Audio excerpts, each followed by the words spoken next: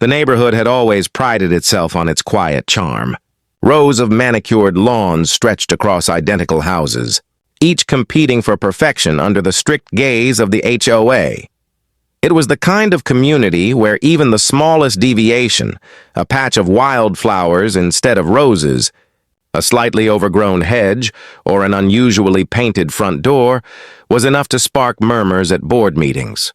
Yet, for all its conformity, one home stood apart, not because of the house itself, but because of what lived in the backyard. The homeowner, quiet and reserved, kept a great horned owl in a custom-built aviary. The structure was solid, tall, and lined with mesh that kept the bird safe while allowing it the freedom to stretch its wings. To most, it was a fascinating sight. At dusk, neighbors could hear the owl's low, haunting hoots that echoed like whispers through the trees. Children sometimes pointed at the creature with wide eyes, amazed by its presence so close to home. It was majestic, mysterious, and unlike anything the HOA had ever encountered. But of course, in a neighborhood bound by rules and egos, not everyone was enchanted. One resident in particular took the owl's presence as a personal affront. Her name was Karen, and she wore the title proudly, though not intentionally. Known for her sharp tongue and sharper opinions, she believed the HOA existed to maintain a certain order. Her order. The owl to her was an intrusion. It was wild, unpredictable, and worst of all, it didn't fit her idea of suburban perfection. Karen began her campaign quietly. First, she muttered complaints to anyone who would listen. At morning walks, she mentioned how dangerous it was to keep a bird of prey near homes. At HOA gatherings, she dropped casual remarks about wildlife infestations. And then, when whispers didn't get her the reaction she wanted, she escalated.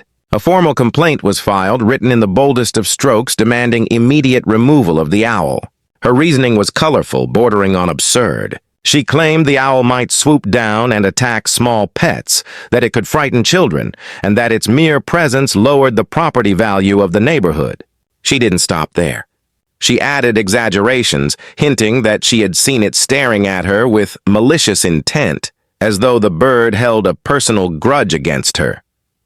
She even spread rumors that owls carried diseases that could infect anyone who dared to walk too close. When the HOA board reviewed her complaint, they hesitated. The aviary was legal, carefully constructed, and within all zoning requirements. The homeowner had proper permits, and the owl was registered, cared for, and well within state guidelines. By all measures, nothing was out of place.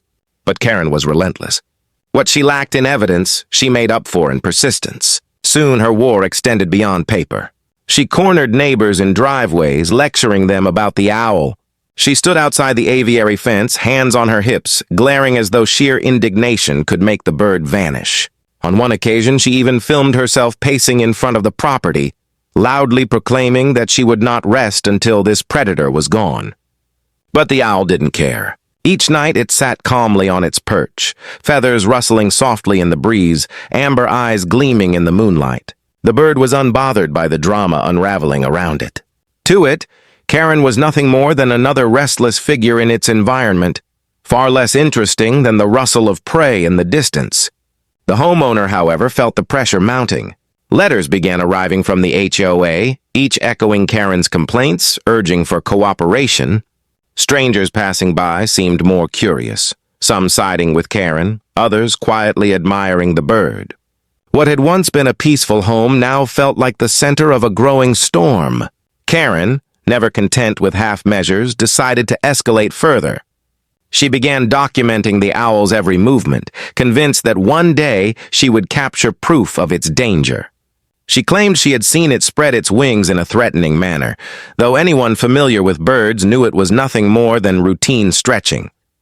She insisted it watched her whenever she passed by, ignoring the fact that owls by nature were observant creatures. The tension reached its peak one bright afternoon. Karen stormed across the lawn, clutching a printed copy of yet another complaint, her wig perched slightly askew under the summer sun. She stood in front of the homeowner's porch, waving the paper like a flag of war. Her voice rose high, carrying across the block as she declared that the owl was a menace, a threat to all, and that if the HOA wouldn't act, she would take matters into her own hands. Her theatrics drew attention. Curtains twitched. Doors cracked open. Neighbors gathered, curious about the spectacle. Karen thrived under the eyes of an audience, her words sharp and venomous, her gestures exaggerated.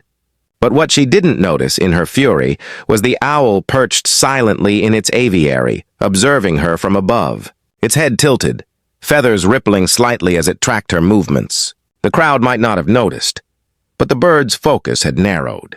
Whether it was reacting to her loud gestures, her pointed stance, or perhaps the unnatural shine of her wig under the light, the owl was locked on. And in that moment, as Karen lifted her arms dramatically, shouting about justice and removal, the scene shifted from ordinary drama to something else entirely. The owl moved. It was sudden, swift, and silent. With a powerful beat of its wings, it swooped from its perch, gliding through the air like a shadow come alive. The neighbors gasped, caught between fear and fascination. Karen froze, her words cut short, her face twisting in shock as the great bird descended. And then, in a blur of talons and feathers, it snatched the one thing no one expected: her wig. The neighborhood erupted in laughter and disbelief as the owl soared upward, the stolen wig clutched triumphantly in its claws, fluttering like a banner against the sky. Karen, now bareheaded and red-faced, stood rooted in place, her fury instantly replaced by mortification. The scene was unforgettable, and yet it was only the beginning, because while the neighbors laughed and whispered, Karen's humiliation festered. And humiliation, in someone like her, never ended quietly. The neighborhood could not stop talking about what had happened.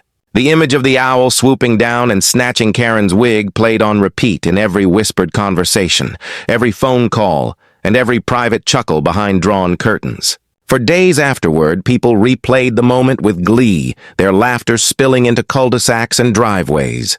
Even those who had once been sympathetic to Karen's complaints found themselves stifling grins when they saw her. Karen, however, did not laugh.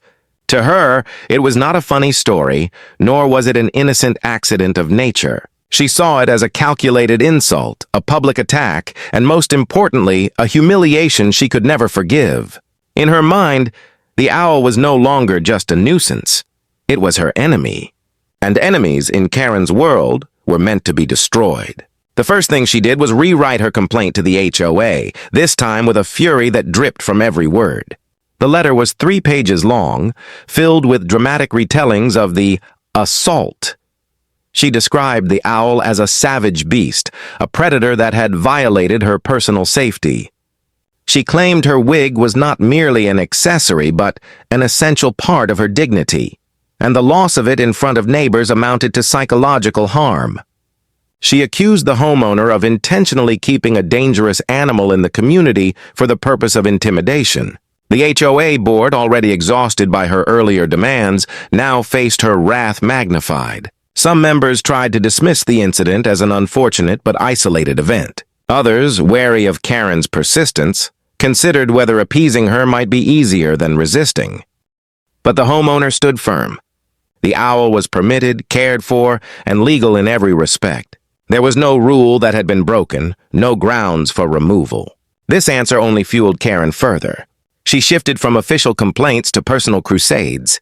On the neighborhood Facebook group, she posted long rants about living under siege by a predator. She shared dramatic stock images of owls with glowing eyes, warning parents that the next victim could be your child. She even hinted that she might involve animal control, the police, or even the local news if the HOA continued to ignore her plight. Yet the more she raged, the more the community quietly turned against her. Neighbors remembered the sight of her wig being carried off into the sky, and many secretly enjoyed seeing her knocked down from her usual pedestal of self-importance. A few openly mocked her posts with memes, replacing owls with superheroes, captioning them as defenders of the neighborhood. Others simply ignored her altogether, tired of her endless crusade. But Karen was not the type to retreat when cornered. One evening, after stewing in her bitterness, she decided to take matters into her own hands. She equipped herself with gloves, a broom, and a spray bottle of water, tools she believed would be enough to scare off the bird once and for all. She waited until dusk, when she knew the owl would be most active, and marched toward the aviary like a soldier going to battle. The homeowner, watching from inside, could only shake their head as Karen brandished the broom, shouting at the owl to go back to the wild. Neighbors gathered again, drawn by the commotion. Some filmed from their porches, while others whispered in disbelief at her audacity.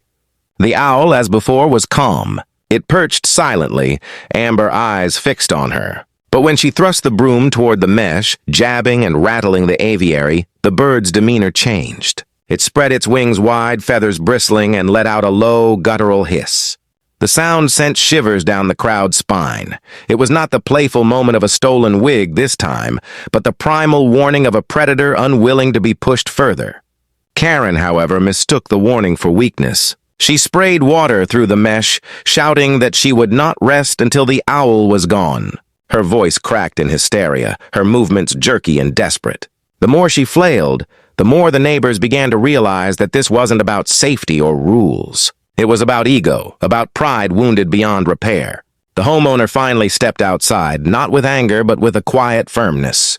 They reminded her that the owl was legally protected, that harassment of it could bring consequences, and that she was trespassing on private property. Karen ignored the warning, yelling that she was defending the neighborhood from a menace. But the murmurs of the watching neighbors told another story. They were no longer seeing her as a defender. They were seeing her unravel. When the HOA president arrived, called by one of the onlookers, the scene only grew heavier. He tried to reason with her, reminding her that rules had been followed, that the owl was within the law, and that her actions could lead to fines or worse. But Karen, flushed with embarrassment and rage, refused to back down. She accused the entire board of corruption, claimed the neighbors were conspiring against her, and insisted that the owl was part of a targeted harassment campaign. By the end of the night, she had stormed back to her house, slamming the door so hard the windows rattled. The neighbors dispersed, shaking their heads, exchanging knowing glances. The homeowner returned to their owl, who had already settled back on its perch, calm once more, unbothered by the chaos it had sparked. But inside her home, Karen was already planning her next move. She would not let herself be laughed at, not after the wig, not after tonight.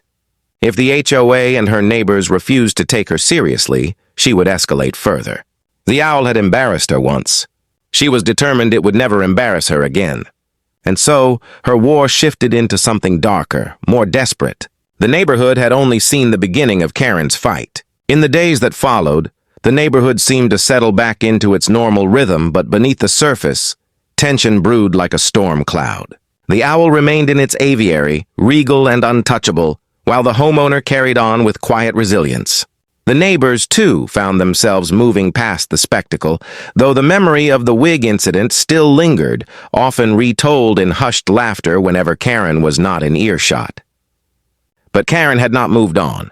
Inside her home, curtains drawn tight, she pored over plans with the intensity of someone preparing for battle. She printed articles about owl attacks, highlighting rare but sensational cases from around the world. She gathered photos of injuries caused by talons, even though none of them had anything to do with her neighborhood. She clipped ordinances from nearby towns, twisting their wording to fit her narrative. And she began building what she considered her case, the ultimate proof that the owl was not only a nuisance, but a legitimate threat to the safety of everyone around it. Her obsession grew. Where others saw a bird, she saw a monster. Where others laughed at a stolen wig, she remembered humiliation burning into her skin. She convinced herself that the owl's presence was a personal vendetta, orchestrated to make her look foolish, and she was determined to turn the tables. Her first attempt at escalation came in the form of a petition. She went door to door, clipboard in hand, demanding signatures from neighbors to support the removal of a dangerous predator. But instead of eager agreement, she was met with hesitation, discomfort, and in many cases outright refusal. Some politely declined, others closed the door, and a few, bolder than the rest, reminded her that the owl had only ever harmed her pride. The rejection only deepened her resolve. If her neighbors would not join her, she would act alone. One late evening, she crept outside, hood pulled over her head, flashlight in hand. She made her way toward the aviary, muttering under her breath about justice. Her plan was simple in her mind: disrupt the bird enough that the homeowner would be forced to get rid of it. She rattled the fencing, waved the beam of her flashlight directly at the owl, and even tossed small rocks against the mesh, convinced that she was asserting dominance. The owl did not react the way she expected. Rather than cowering or retreating, it fixed its unblinking eyes on her, head swiveling in that eerie, silent way owls are known for. It remained perfectly still, perched with a composure that unnerved her more than any hiss or screech could. The silence stretched, pressing against her nerves until her bravado cracked. With one final glare at the bird, she turned on her heel and hurried back across the lawn, telling herself she had won, even though deep down, she knew she had not. By the next morning, word had spread again. Someone had seen her skulking around in the dark, and whispers circulated quickly. This time, the gossip carried a sharper edge. Neighbors were no longer just amused by her antics. They were growing concerned not for their safety from the owl, but for the lengths Karen was willing to go. The HOA board called an emergency meeting and Karen arrived ready for a fight. She brought binders stuffed with papers, dramatic photographs, and her ever-present outrage. She stood before the board and the gathered residents, waving her evidence like banners in a war she believed only she could win. But as she spoke, loudly, furiously, with every ounce of energy in her being, the room's response was not sympathy. It was silence, awkward and heavy, punctuated only by the occasional cough or shuffle of a chair. One by one, members of the board dismantled her claims. The permits were valid. The aviary met all requirements. The bird was legal, cared for, and in no way in violation of the rules. They reminded her that harassment of the animal was a violation of state law and that trespassing on another's property would not be tolerated. Her binder of evidence was brushed aside as irrelevant, exaggerated, or simply unrelated. Karen's face flushed crimson, her hands trembling as she realized the board was not on her side. The humiliation for her was unbearable. Not only had the owl made her a laughingstock once, but now her neighbors and the very authority she depended on had turned against her.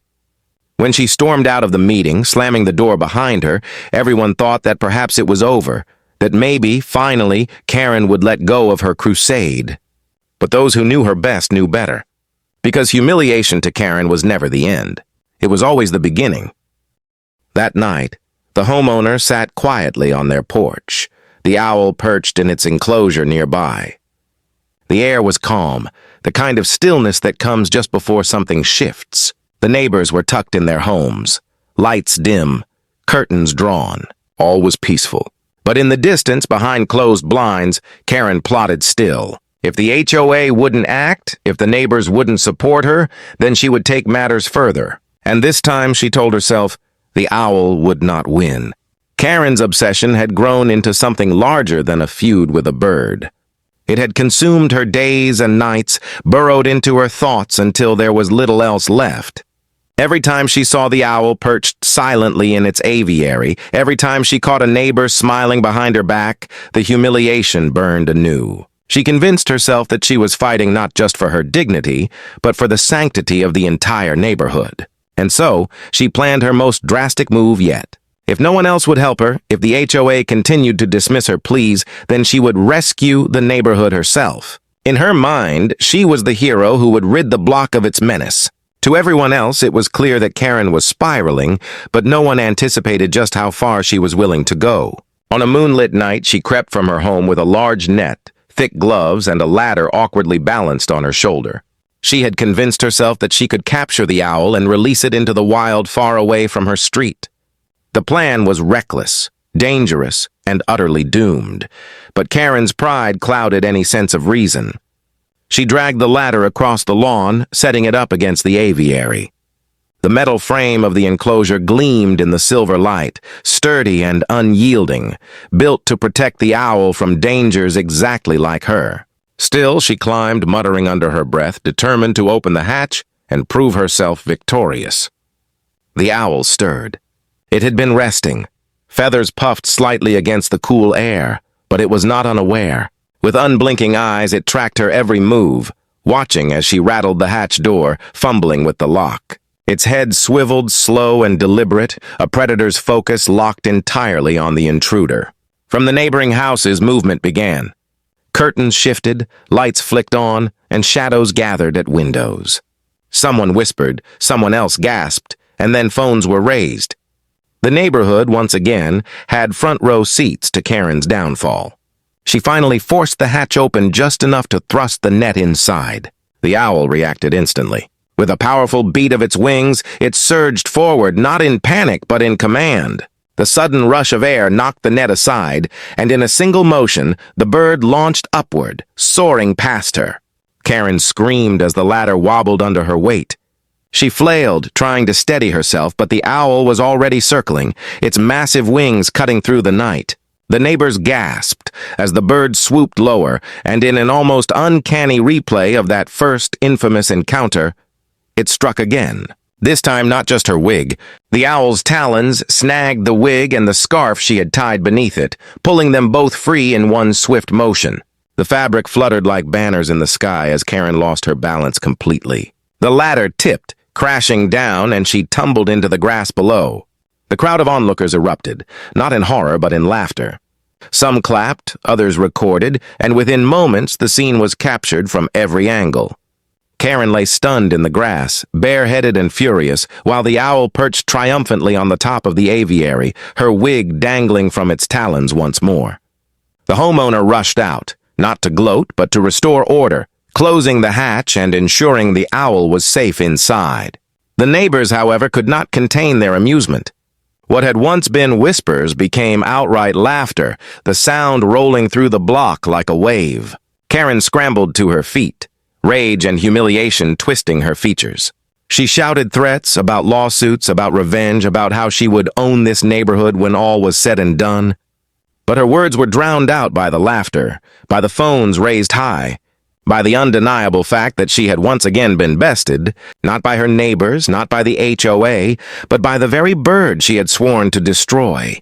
The fallout was swift. Within days, videos of the incident spread online, shared first among neighbors, then beyond. The sight of Karen toppling from the ladder, while the owl carried off her wig, became a viral sensation.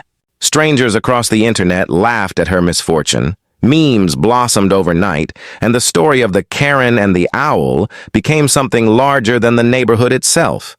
The HOA, embarrassed by the spectacle, issued a stern warning, not to the homeowner, but to Karen. They fined her for trespassing, cited her for harassment, and made it clear that further incidents would result in legal action. Her reputation, once domineering in the neighborhood, crumbled completely.